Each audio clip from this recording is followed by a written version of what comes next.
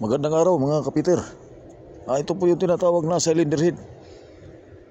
Para sa generator, pinapalitan po natin to ng ng valve head na exhaust at saka intake. Bagong exhaust po to at saka intake mga kapiter. Mga kapiter, ito po yun.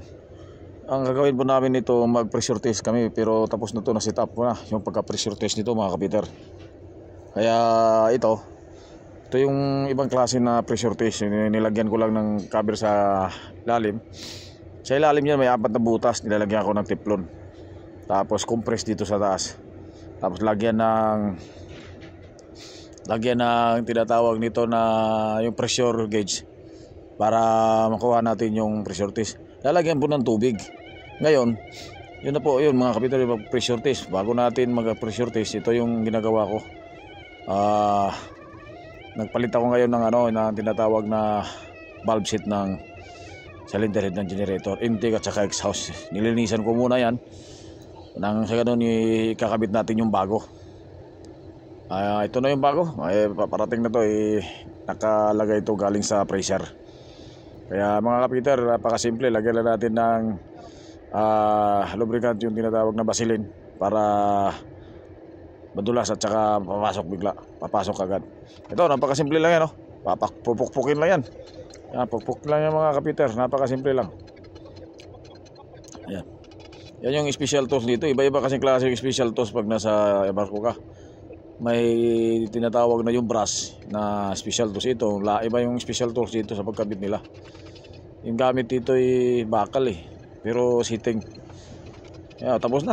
Gawa natin yung nakita yung pinakauna, yun yung pinaka-finish product natin mga kapiter. Napakasimple lang yung trabaho natin dito sa barko.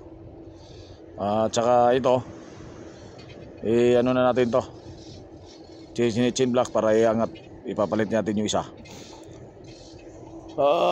Yun lang mga kapiter. Napakasimple yung gawain lang sa trabaho dito sa barko. Pag alam natin yung trabaho, napakamadali lang. Kaya sa mga aspiring fitter dyan, mag-aaral muna kayo ngayon sa YouTube channel. Marami tayong mga video. May iba naman din, marami ding video. Kung gusto nyo malaman yung mga diskarte sa pagtrabaho bilang isang fitter, marami, makikita nyo sa YouTube. Kaya yung iba graduate sa University of YouTube channel. Kaya ito mga kapiter, kung may mga katanungan kayo sa akin, mag-message lang kayo sa comment section dito sa baba. Para kahit paano makatulong ako sa mga tanong nyo, may sagot ko. Lahat ng mga trabaho sa barko, light machine, fabrication, hydraulic system, kahit sa crane, pagtanggal ng doon sa crane, sa yung tinatawag na mga planetary gear sa crane, tanongin nyo ako, isasagot ko. Bibigyan ko kayo ng mga special tools paano gawin. Kaya napakasimple lang yan mga kapiter. Okay, ito na yung pinapakita ko kanina. Ito yung previous, yung ginawa namin yung nakaraan. Kaya yun, yung natin, 3-0 natin, 2 3-0, ang mga pangmalakasan yan. Okay,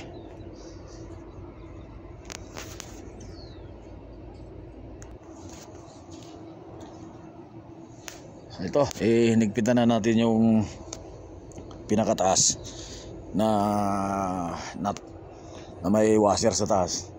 Nakakonekta po yan doon sa baba na yung plate na may parang orifice. Kasi yun po yung nag-ano doon sa ilalim na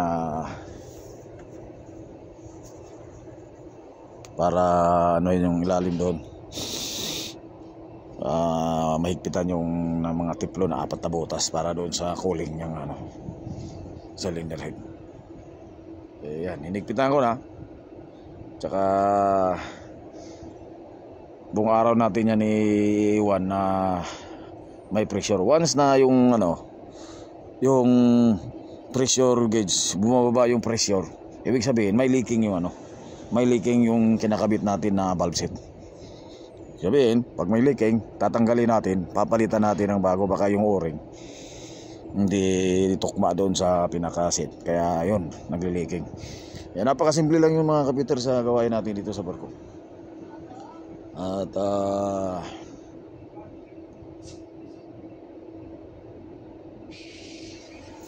Okay.